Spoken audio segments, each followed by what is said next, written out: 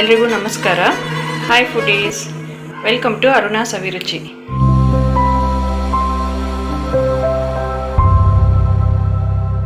ಇವತ್ತು ನಾನು ಕ್ಯಾರೆಟ್ ಪಲ್ಯ ಮಾಡ್ತಾ ಇದ್ದೀನಿ. ತುಂಬ ಈಸಿಯಾಗಿ ಒಂದು 5-10 ನಿಮಿಷದಲ್ಲಿ ನೀವು ಬೇಗನೆ ಮಾಡ್ಕೋಬೋದು.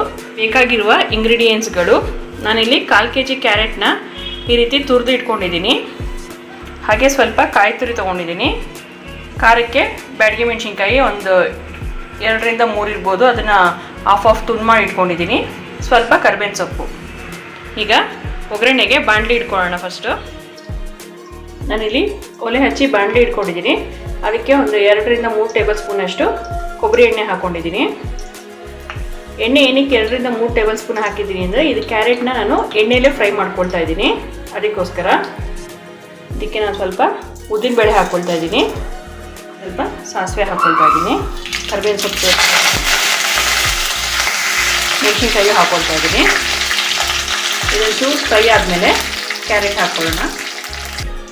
ನೋಡಿ, ಈಗ ಮೆಣಸಿನ್ಕಾಯಿ ಎಲ್ಲ ಗರಿ ಆಗಿದೆ. ಈಗ ತುರಿದಿರೋ ಕ್ಯಾರೆಟ್ನ ಸೇರಿಸ್ತಾ ಇದ್ದೀನಿ. ಇಲ್ಲಿ ಕ್ಯಾರೆಟ್ನ ಎಣ್ಣೆಯಲ್ಲೇ ಬೇಯಿಸ್ಕೊಳ್ತಾ ಇದ್ದೀನಿ. ಅದಕ್ಕೆ ನಾನು ಸ್ವಲ್ಪ ಎಣ್ಣೆ ಜಾಸ್ತಿನೇ ಹಾಕ್ಕೊಂಡಿದ್ದೀನಿ. ಆಗಾಗ ಕೈ ಆಡಿಸ್ತಾ ಇರಿ, ಇಲ್ಲಾಂದರೆ ಅಡಿಗೆ ಹಿಡಿದ್ಬಿಡುತ್ತೆ.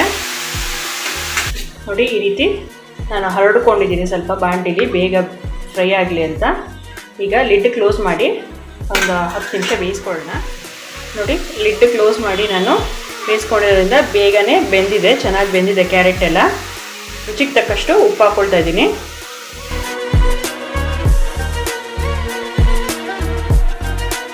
ಈಗ ನಾನು ಕಾಯಿ ತುರಿನ ಸೇರಿಸ್ತಾ ಇದ್ದೀನಿ. ಕಾಯಿ ತುರಿ ಹಾಕಿದ್ಮೇಲೆ ಈ ರೀತಿ ಎಲ್ಲ ಚೆನ್ನಾಗಿ ಮಿಕ್ಸ್ ಮಾಡ್ಕೊಳ್ಳಿ.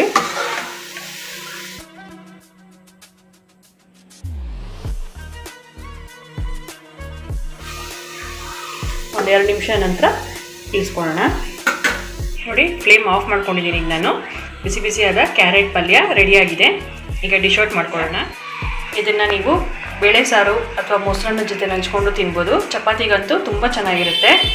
ಹಾಗೆ ಮಕ್ಕಳು ಕೆಲವು ಸಾರಿ ನಾವು ಸಾಂಬಾರು ಪುಡಿ ಹಾಕಿ ಮಾಡಿಕೊಟ್ಟಾಗ ಸ್ಪೈಸಿಯಾಗಿ ತಿನ್ನಲ್ಲ ಅಂತಾರೆ.